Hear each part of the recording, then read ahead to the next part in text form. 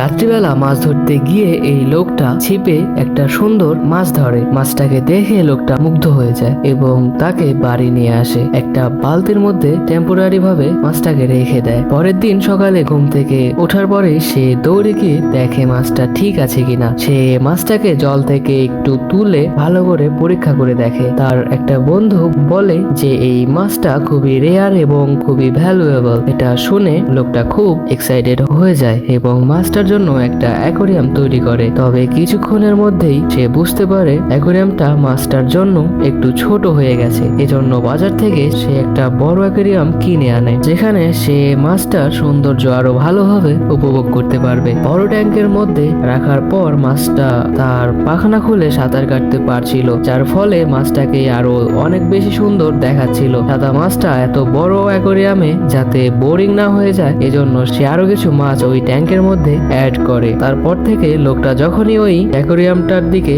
দেখে, সাথে সাথেই তার মুড চেঞ্জ হয়ে যায়।